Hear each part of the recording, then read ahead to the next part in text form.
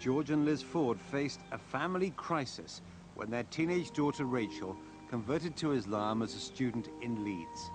Well, when I was at school, we didn't have religious education into other religions. It was just Christianity. So unfortunately, my understanding of other religions was very poor.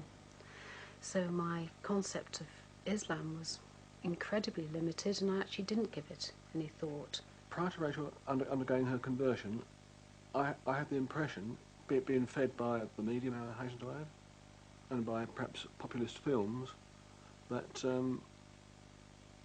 most Muslims were kind of hell-bent on the destruction of Western civilization. We're all kind of extremist fundamentalists. I first became exposed to Islam when I first came to university. Back at home in my village, there really aren't any Muslims at all. When I came to Leeds, obviously there was quite a few, and I was very curious. I think at the end of the day, I basically just wanted answers as to why we were here, what was our purpose.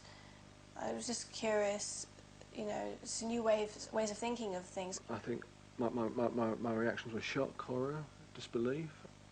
Was it a fad of Rachel's?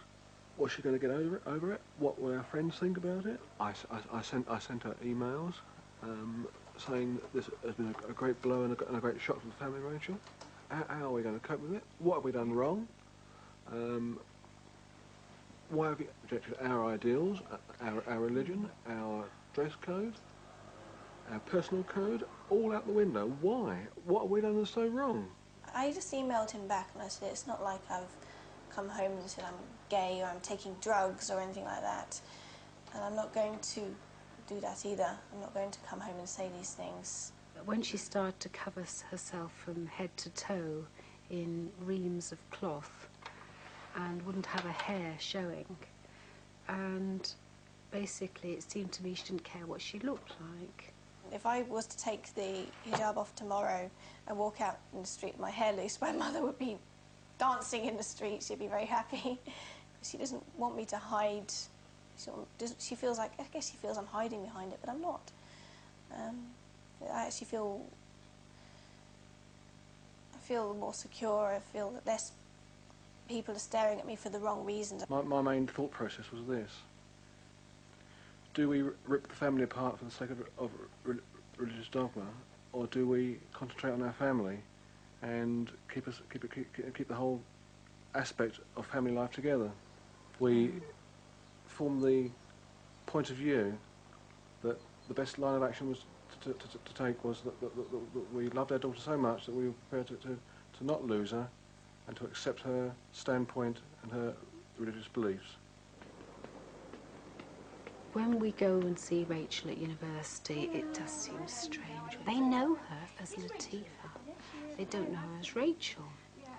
I will call her Rachel. I haven't actually changed my name. I've just added to it. I felt I needed to because Rachel, at the end of the day, was my Christian name. It was a name that was given to me on the day that I was christened. I'm not a Christian anymore. But while her family has come round, it's been a different story with their wider social circle. Local friends were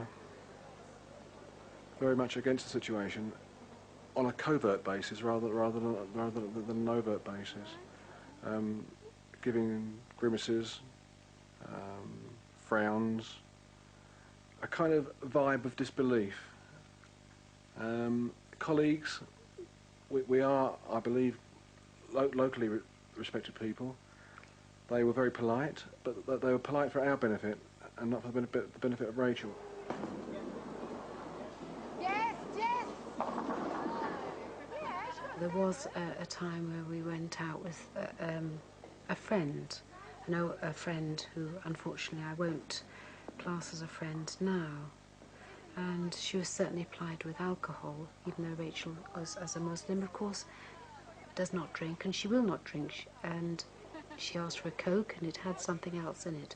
It definitely has something else in it. Things that have bothered me have been reaction of people that I do care about if they have been against it. There was a family event a while back where I did feel that I was snubbed. I felt that my family was neglected as well because of me and what I had done. Frankly, this has now given me a very great insight into how minorities must feel. I've never been a minority. I've always been a majority, and to be on the other side of the fence has been a very cursory experience for me. I feel that they have been through a lot.